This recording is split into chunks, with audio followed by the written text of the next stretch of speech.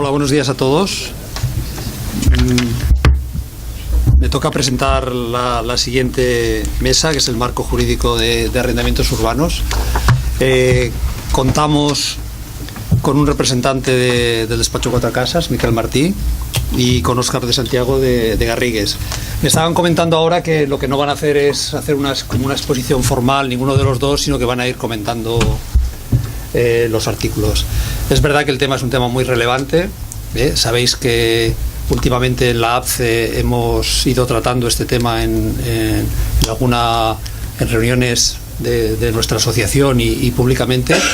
Sabéis que en Cataluña se constituyó una comisión de expertos para reflexionar sobre el tema de la LAU, que básicamente luego cierra la sesión el señor Sala, el secretario de Habitatge, y por lo tanto ya lo comentará con más, pero básicamente las conclusiones después de un debate generalizado era que se hacía una propuesta para tener muy buena información, dar muy buena información al consumidor del tema de los arrendamientos, y por lo tanto sobre estos municipios de demanda acreditada con la base estadística que tiene en estos momentos el propio Incasòl, informar de qué precios de referencia se podían dar en función del estado del parque. Y el otro tema relevante, hay muchos, en todo caso ya se comentarán, y el otro tema relevante era la necesidad de prolongar el plazo. Hoy está a 3 años el contrato de alquiler, de hacer un 5+3, ¿vale?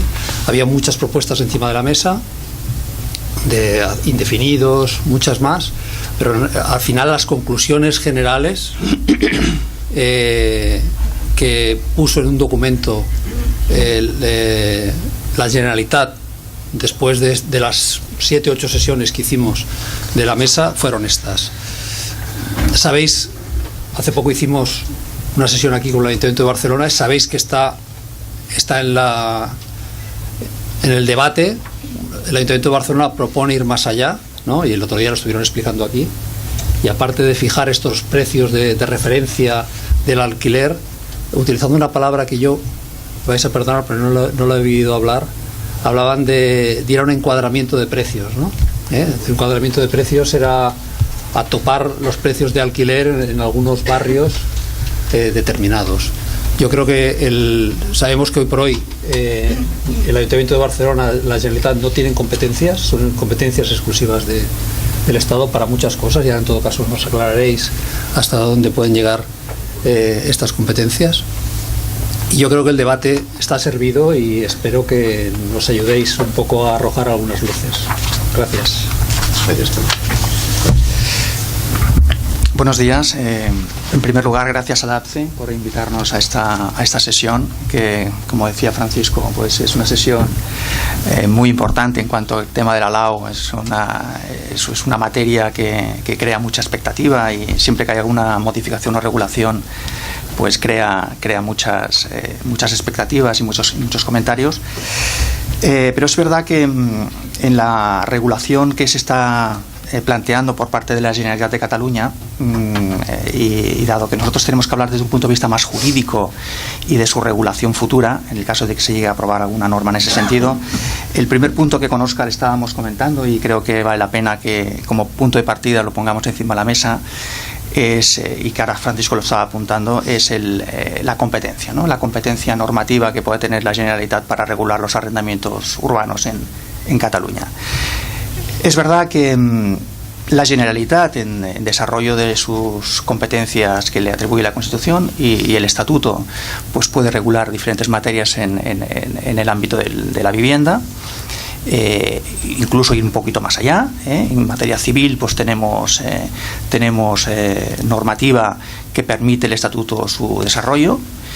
Ahora bien, en materia de arrendamientos urbanos, en mi opinión, creo que necesitaríamos una habilitación especial del Estado para poder regularla desde un punto de vista como se pretende hacer ahora en una normativa catalana. Con lo cual, se puede ir avanzando, se puede ir trabajando en las líneas de una futura ley, pero creo yo que esa futura ley requerirá en el día de mañana pues una habilitación especial, ¿no? En ese sentido, el marco jurídico de los arrendamientos urbanos, que es lo que nos vamos a centrar ahora, y daremos algunas pinceladas sobre la futura regulación catalana al amparo de la actual norma estatal. El marco jurídico en España de los arrendamientos fundamentalmente son dos normas. La primera es el Código Civil. El Código Civil es derecho supletorio en materia de arrendamientos urbanos, y con lo cual suple cualquier laguna que pueda haber en la legislación especial de arrendamientos. Y luego tenemos la legislación especial, que está compuesta fundamentalmente por la ley del año 64, hoy derogada, pero que en régimen transitorio todavía se aplica. El decreto ley del 85, que luego comentaremos con el tema de prórrogas forzosas, etcétera, él lo eliminó, y la actual ley del año 94, que a su vez fue modificada por una norma del año 2013.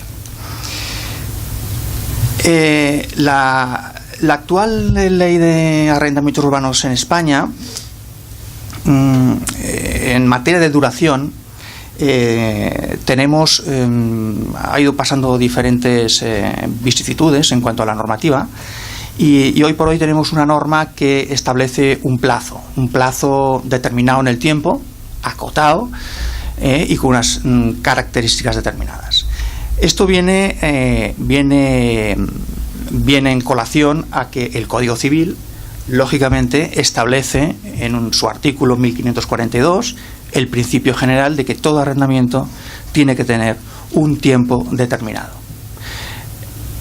Por motivos sociales, económicos, etcétera, hace una serie de años se estableció un régimen especial de prórroga forzosa, que lo que pretendía era cubrir unas determinadas necesidades en su momento. Eso tuvo su efecto. A lo largo del tiempo devino antieconómico y se modificó en el año 85 a través del decreto Boyer. Pero la norma básica o fundamental que determina la temporalidad del arrendamiento lo tenemos en el Código Civil. Con lo cual, arrendamientos indefinidos, por su naturaleza, no son viables. La ley actual, la Ley de Arrendamientos Urbanos del año 94, estableció, como saben, un plazo inicial de 5 años y una prórroga de 3. En el 2013, por motivos también económicos y de flexibilidad del mercado inmobiliario, se entendió que ese plazo debía de corregirse, y ahora tenemos 3 años más 1 de prórroga. Con la ley catalana, ¿hacia dónde vamos?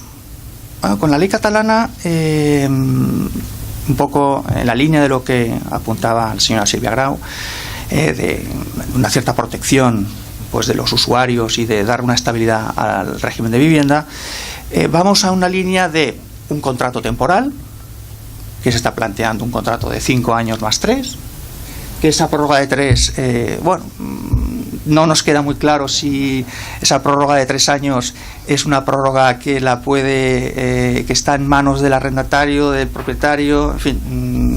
En la ley española, esa prórroga que ahora existe de 1 año, que antes había sido de 3, está en manos de cualquiera de las partes. Por tanto, hay un plazo mínimo y una prórroga, salvo que cualquiera de las partes denuncie el contrato.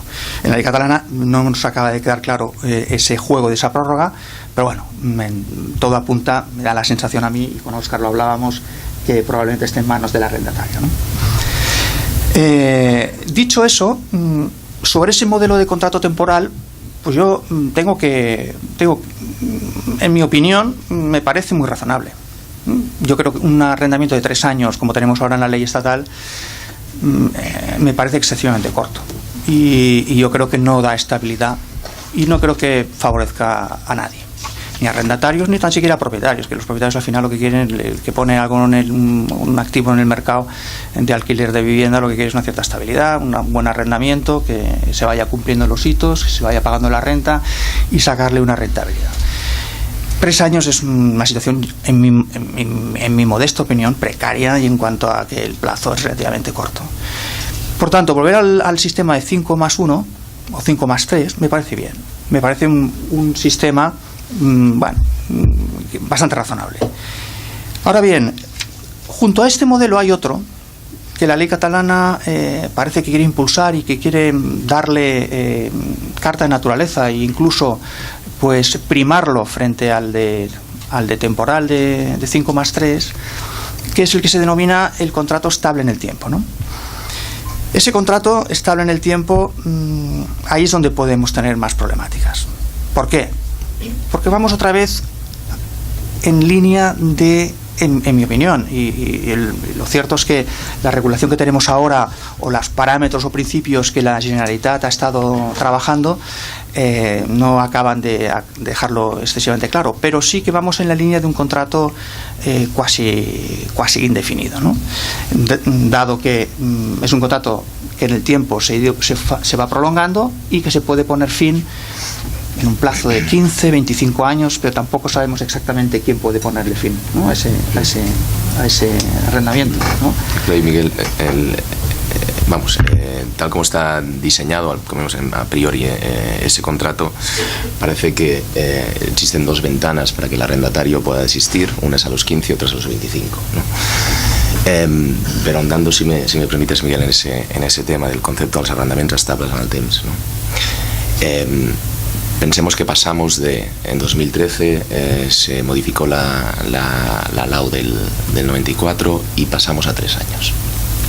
Ahora existe una tendencia a alargar esos contratos porque esa inestabilidad y que es evidente de los 3 años incomoda principalmente al arrendatario, pero yo creo que uno de los temas que debemos resaltar es que nos estamos acercando peligrosamente a aquello que en este país, que tiene memoria, se demonizó tanto, y son los contratos indefinidos de la LAU del 64.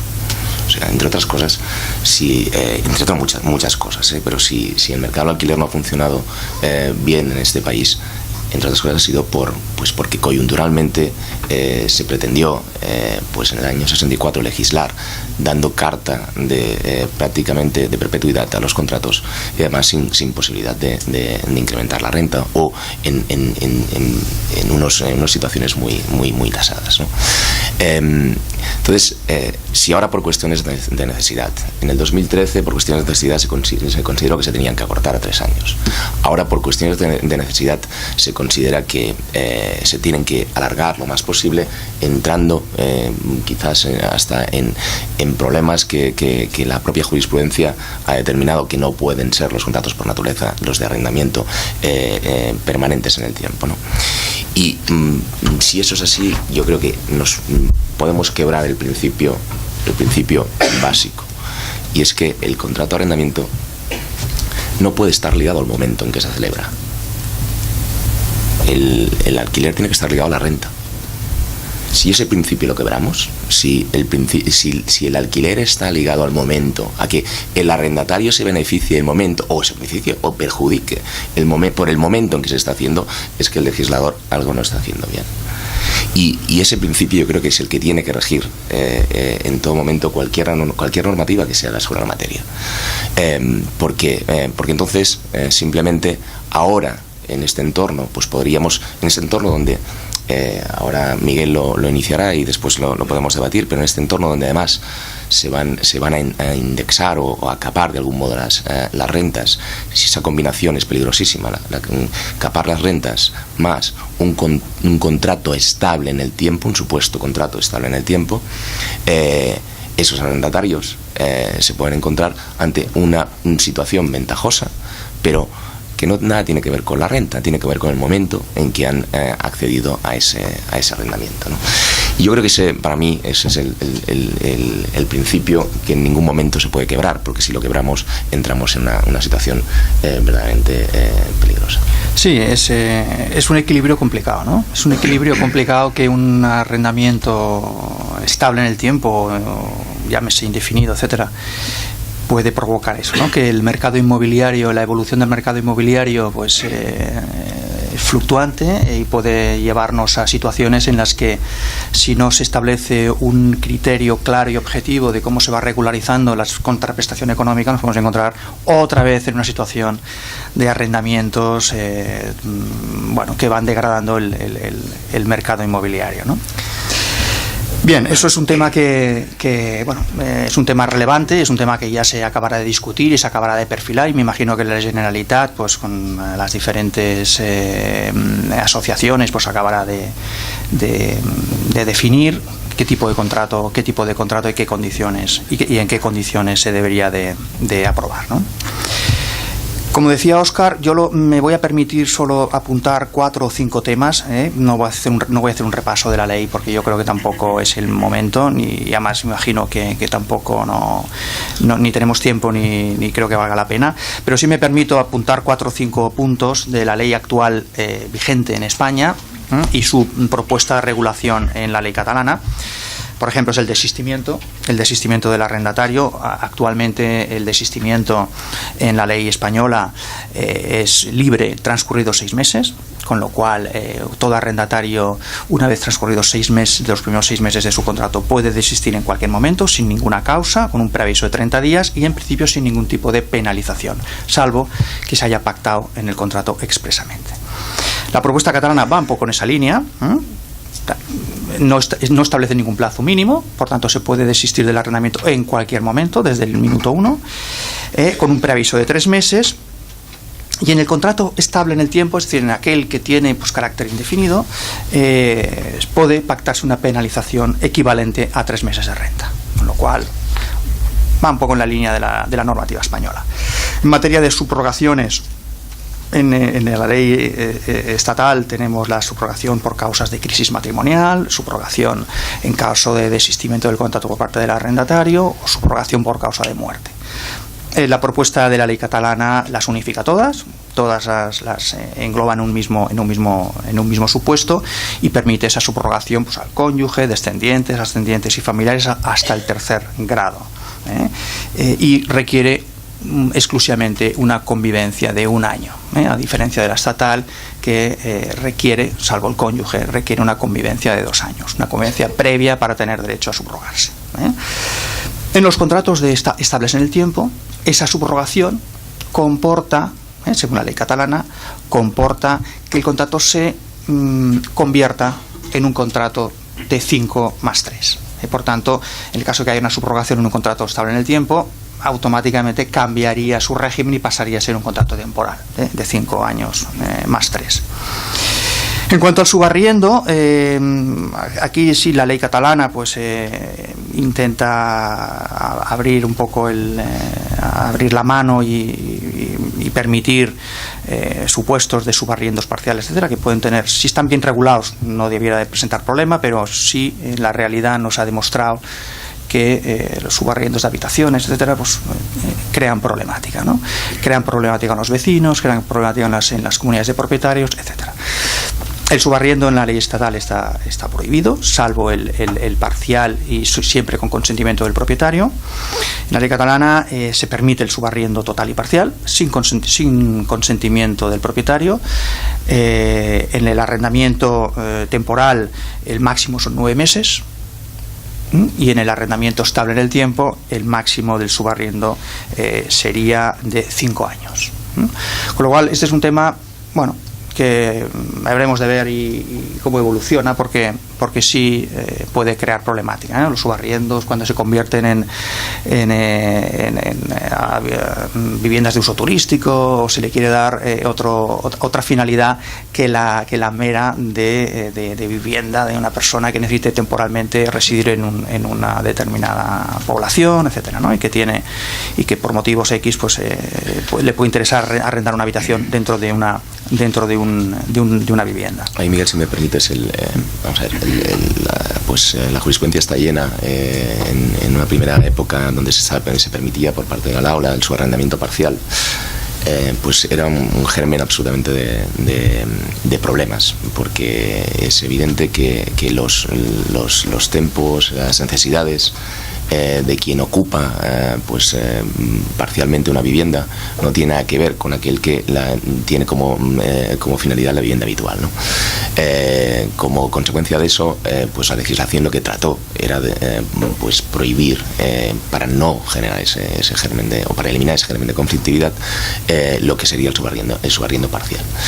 La ley catalana vuelve de nuevo a retomar, pues por esa necesidad de dar vivienda a todo el mundo, pues vuelve a retomar la idea del subarriendo parcial. Vamos a ver, el subarriendo parcial, si no está bien regulado, vuelve a ser un germen absoluto de conflictividad. Y insisto, es tan simple como saber que los intereses no están alineados, y si no lo están, al final el que sale perjudicado es el propietario, porque es quien tiene que hacer suyo el problema, en la medida en que ahí el que está ocupando una habitación, por más que no me estoy refiriendo en absoluto a lo que son arrendamientos de carácter turístico, sino con necesidades de primera vivienda, pero sí que los intereses vuelven a estar desalineados, y entonces al final lo que acaba es que el problema que surge entre el arrendatario y ese subarrendatario parcial se acaba trasladando a la propiedad. Por tanto, socialmente ningún reproche a esa voluntad por parte del legislador en Cataluña a introducir ese elemento. Yo creo que es muy loable, pero de nuevo volvemos a la experiencia tiene que servir, y en ese caso la jurisprudencia pues va llena, porque eso no puede, lo que puede generar es pues multitud de conflictos, y al final pues que el propietario se vea involucrado en una relación en la que el principio básico que emana es que muerto el arrendamiento también muere el subarrendamiento, pues que ese principio siga rigiendo, a pesar de que se pueda cumplir la función social que se pretende, ¿no? Pero ahí pues yo creo que tenemos que ser todos muy cautelosos en cómo se legisle, en la medida en que no podemos trasladar esos problemas al propietario. Luego hay otro punto que con Óscar también estuvimos comentando, que valía la pena poner encima de la mesa, que es el de los supuestos de resolución de los derechos del arrendador, ¿no?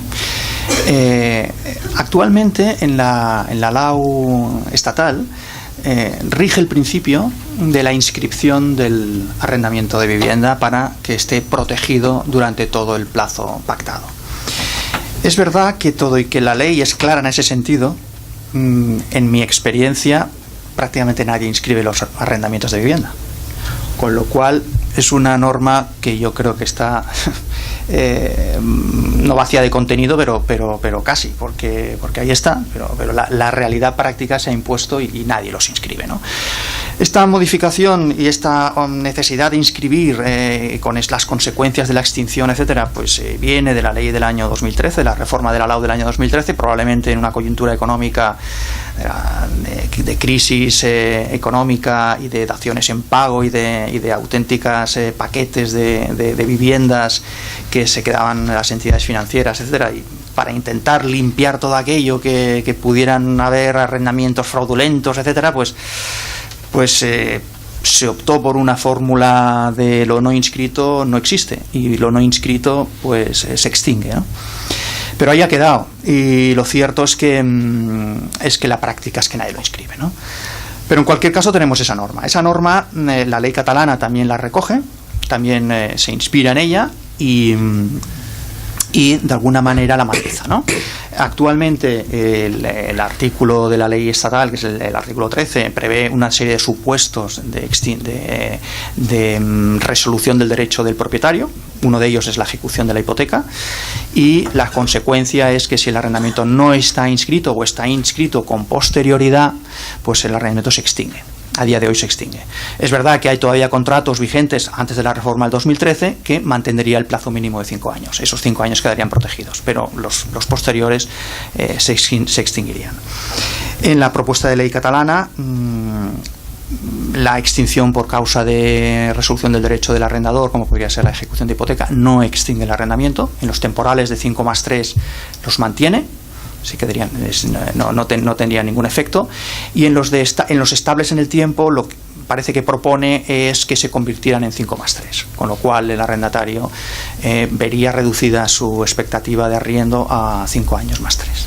Esta es la ley, lo que propone la ley catalana. Si me permites, Miguel, yo creo que hay vamos a ver, una cosa es lo que establecen las normas y después lo que ocurre en la práctica, pero lo que suele pasar en la práctica es algo que donde la gente al final actúa si la consecuencia no es obvia, es decir, si la consecuencia de tener una protección de inscripción en el arrendamiento no se ve como tal protección, pues ¿para qué gastarme el dinero? ¿Y por qué digo para qué gastarme el dinero? Pues porque la inscripción de arrendamiento pues es una de las figuras más gravosas en nuestro ordenamiento. Tributa en la JD y tributa no solo por el plazo obligatorio, sino por sus prórrogas.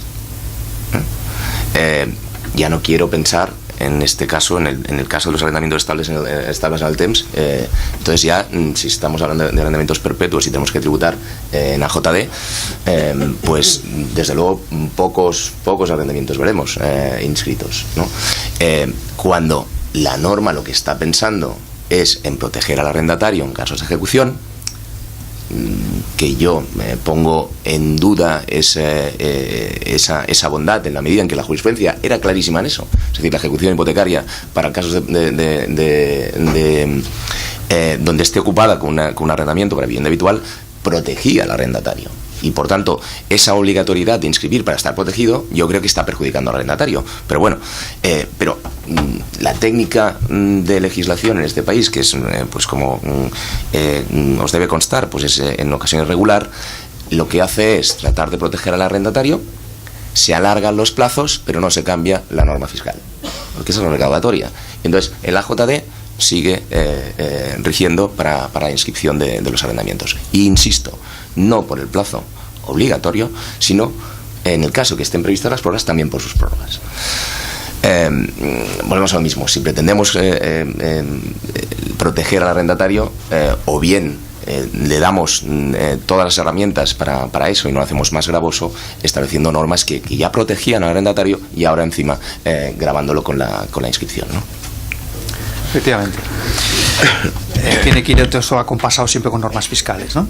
Bueno, y un poco lo mismo el sistema de la extinción del contrato no inscrito en el caso de venta, sin perjuicio de los derechos de preferente adquisición que puedan asistir a los arrendatarios en los casos de compraventa, etcétera. Pues también la ley estatal prevé en su artículo 14 la potencial extinción de un arrendamiento no inscrito en el caso de transmisión de la vivienda arrendada a un tercero, ¿no? En la ley catalana se recoge un poco ese supuesto de la extinción en los mismos términos que hemos hablado antes. El de 5+3 se mantendría, no tendría ningún efecto, por tanto el adquirente debería de respetarlo en su integridad, y en el de estable en el tiempo se reconvertiría en un 5+3, ¿no? En un contrato temporal.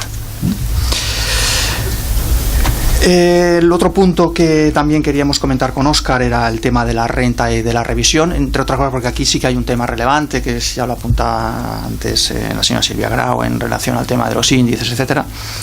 La normativa estatal, hay libertad de pacto de renta, se puede pactar la renta que se considere oportuna, hay una posibilidad de compensar parte de la renta pues con obras que el arrendatario se comprometa a efectuar y que quedarían en beneficio del propietario al terminar el arrendamiento. Y la renta es revisable de acuerdo pues con los parámetros que las partes libremente puedan pactar. Es verdad que la norma estatal dice si no hay pacto expreso no se puede actualizar la renta, y aun habiendo pacto expreso pero no el índice de referencia al que se someten las partes, pues aplica un índice que es el índice de garantía de competitividad antes que el IPC, que es un índice que contempla pues es el sumatorio de determinados índices del IPC de la zona euro corregido con unos coeficientes, etcétera, ¿no? Por tanto, en la ley estatal tenemos renta libre, revisable y de acuerdo con los criterios que las partes consideren oportuno, ¿no? Sin embargo, la ley catalana ahí va un paso más allá, y para intentar de alguna manera evitar que el arrendamiento pueda en determinadas zonas pueda ser un contrato que quede fuera del alcance de muchas personas, establece pues, o pretende establecer unos índices, ¿no? Unos índices en la línea además de lo que algunas ciudades europeas creo que ya tienen en marcha. Ahí, Miguel, yo creo que conviene destacar dos figuras de la ley catalana. Primero es el índice de referencia de los precios de alquiler. Es el que establece pues que tendrán que ser unos precios, unas tablas pactadas. Ahora os explicaré. Y el segundo, que quizás pasa más desapercibido, pero yo creo que está conectado con este, que es al registro de lloguers de Cataluña. Parece que existe la voluntad de inscribir más que inscribir, eso no tiene nada que ver con el registro, siempre publicitar las buenas o malas praxis en relación con los alquileres en Cataluña. Yo creo que esta combinación, vamos a ver dónde nos lleva, ¿no? Pero es los dos elementos que yo creo que tenemos que barajar. O sea, no podemos manejar el índice de referencia sin tener presente el registro de alquileres de Cataluña, ¿no? En cuanto al índice de referencia de precios de alquiler, lo que está estableciendo en los principios programáticos de lo que se ha avanzado hasta la fecha es, en base a los datos y criterios que maneja el Incasol, que como sabéis es donde tenemos que depositar pues las fianzas, que esa es la obligación que tiene todo arrendador por ley, y aquí en Cataluña pues es el Incasol. Sobre esa base se establecen unos elementos correctores, ¿no? Como puede ser la superficie de la vivienda, la ubicación, antigüedad, los trabajos de conservación, accesibilidad, eficiencia energética, mobiliario, no mobiliario, y eso afecta a una serie de municipios que son los que surgen o que deberían estar incluidos en el plan territorial sectorial del habitatge, que es el que regulaba la ley del habitatge del 2007. ¿Vale? Entonces esos municipios que se acogen a esta ley del habitatge son los que deberían participar de este índice de referencia. Ahí, ¿cuál es el principio inspirador de este índice? Que a tothom pagui el que toca. O sea, aquí que no sea el mercado el que pues se aproveche de manera coyuntural pues de momentos de alza, sino que se establezca un mercado más estable donde al final pues se llegue a un acuerdo entre la administración pública, el arrendador y el arrendatario, y eso nos lleve a una renta pues bastante más ponderada, ¿no? sin que hayan picos. La ley catalana no prohíbe la renta libre, eso que quede claro, no está prohibiendo la renta libre, pero ¿qué ocurre? Que si si el arrendador no se acoge a estas tablas pactadas, entonces deja de tener, en principio, y está por definir, determinados incentivos fiscales. Aquí la ley sí que lo está ligando con incentivos fiscales. El básico, obvio, y el que a todos se nos ocurre, pues es el IBI, ¿no? El IBI es el que debería incentivarse de manera obvia, ¿no? Pero y ahí es donde quizás empezamos a traspasar una zona, o nos llegamos a una zona peligrosa. Se hablan de potenciales sanciones en función, con la finalidad de proteger al consumidor. Es decir, aquí estamos asimilando arrendatario con consumidor. Como sabéis, el consumidor es digamos que el objeto protegido por nuestro ordenamiento. Pues aquí arrendatario se equipara a consumidor en la medida en que el consumidor se ve desprotegido porque el arrendador no se acoge a esas tablas pactadas. Entonces ahí se esboza una posibilidad de sanción. ¿Y dónde se recogen esas sanciones? Y ahí es donde vamos al otro elemento que decía que juegan sus vasos comunicantes. Nos vamos al registro de lloguers de Cataluña, donde con una finalidad meramente estadística lo que viene a recoger son las malas prácticas. Es decir, se establece, se va a publicitar en relación con ese arrendamiento si se ha acogido o no a las tablas, esos índices de referencia. Por tanto, si eres bueno o mal arrendador. Y después, también desde el punto de vista del arrendatario, es decir, si ha habido impagos, si ese arrendatario es o no es un arrendatario pues que cumple con sus obligaciones. Y en función de eso, insisto, se esbozan las sanciones. ¿Qué naturaleza tiene este registre de lloguers de Cataluña? Pues bueno, yo creo que debe tener una naturaleza administrativa y una eficacia pues meramente, si son funcionalidades estadísticas, pues debería ser una eficacia estrictamente declarativa. Es decir, de ahí ese salto al tema sancionador, y veremos por quién, si eso le corresponde pues a los municipios o no. Pero después se me plantea otra duda, ¿no? Ahí se van a poner una serie de datos, morosidades, de cumplimiento o no cumplimiento del índice, y la pregunta que lanzo aquí es, ¿tiene acceso libre cualquiera o solo el que tenga interés legítimo a este registro? Esta es una de las preguntas. Y después la segunda cuestión que yo planteo es la ley de protección de datos. Es decir, cuidado con publicitar determinados datos de arrendadores o arrendatarios en función de buenas y malas prácticas, porque como sabemos hoy en día, si hay algo que no se puede vulnerar es la ley de protección de datos, ¿no?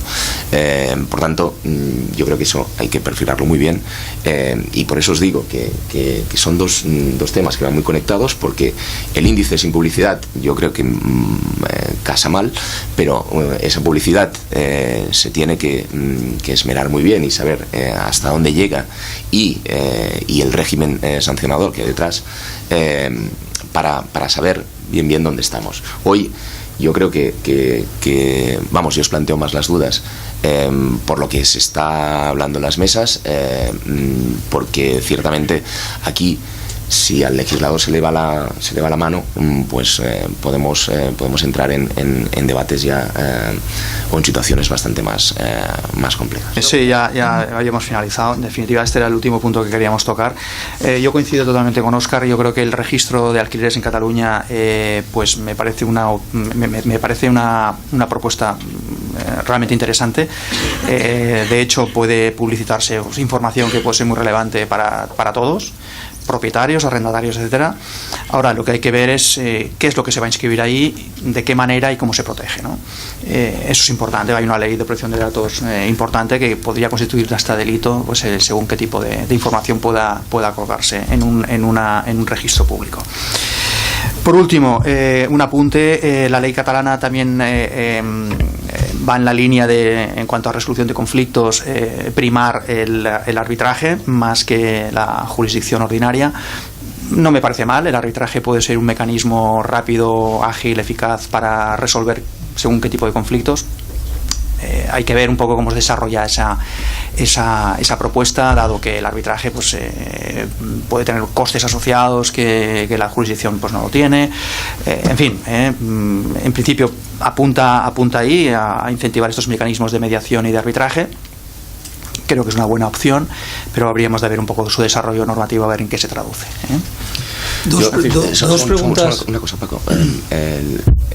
Yo simplemente ahondar sobre un tema. Yo creo que tenemos una gran oportunidad de algo que está funcionando, como son las SOCIMIs, que yo escribí en su momento que las SOCIMIs pues una grandísima oportunidad para dinamizar el mercado alquiler, porque es para lo que están básicamente pensadas, ¿no? Después la realidad puede ser otra, es decir, ese incentivo fiscal pues lo que hace es básicamente pues estar durante el plazo de 3 años que te marca la ley que hay que estar para después salir habiéndose aprovechado de esa ventaja fiscal. Pero dicho eso, es decir, yo creo que en este país lo que siempre nos ha faltado es, pues bueno, tenemos una tendencia bastante acusada de construir la casa por el tejado sin aprovechar figuras que nos den una base sólida a partir de ahí construir, ¿no? Y yo quiero abogar aquí por las SOCIMIs, porque es que es un elemento que si bien planteado, no desde un punto de vista que el inversor lo que quiere es salir, no, y aprovecharse una ventaja fiscal, no, si están pensadas para que el parque de viviendas en arrendamiento sea una magnífica oportunidad para que funcione. Fiscalmente ya hemos visto que en estos momentos funcionan si la finalidad es la que es.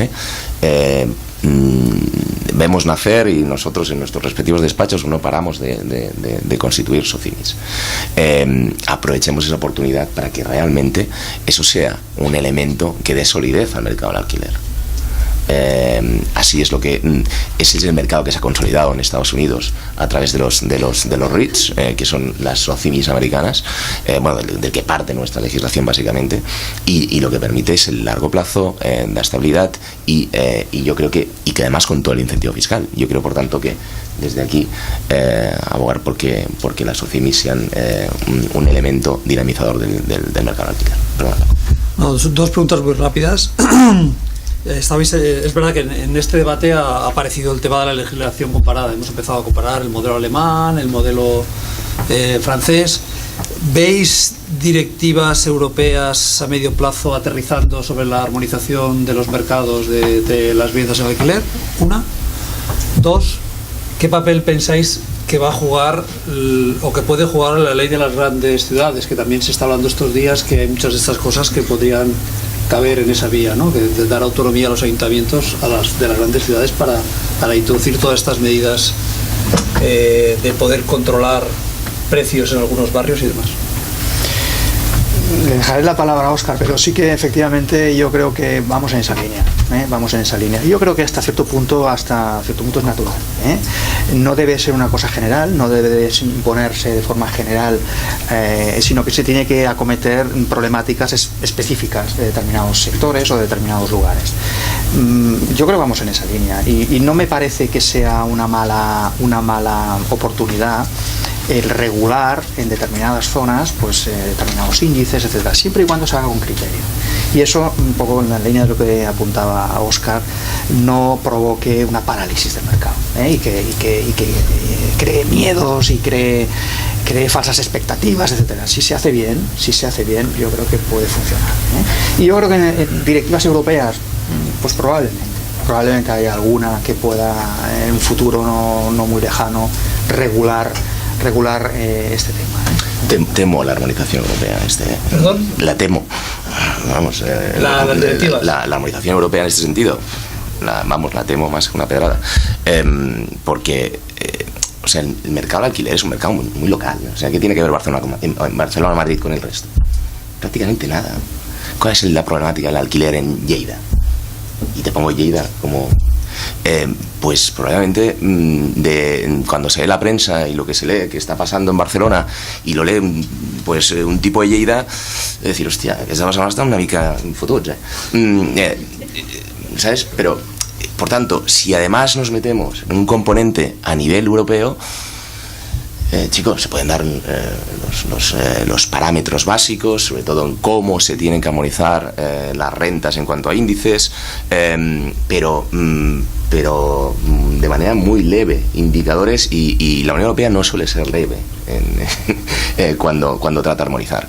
Y por tanto, yo creo que el mercado de alquiler siempre será local, y las problemáticas si el turismo genera tensiones en una ciudad como Barcelona y ha generado tradicionalmente menos tensiones en una ciudad como Madrid, pues imagínate eso, lo sensible que es para que afecte a los precios, ¿no? Si encima lo tenemos armonizado y con criterios pues que quizás se aplican en Berlín, pero que nada tienen que ver con lo que es el mercado más local como puede ser Barcelona, yo sinceramente me parece peligroso. Mardo, ¿alguna palabra? ¿Corto? ¿Café? Sintiéndolo mucho, cortamos. Muchas gracias. Gracias.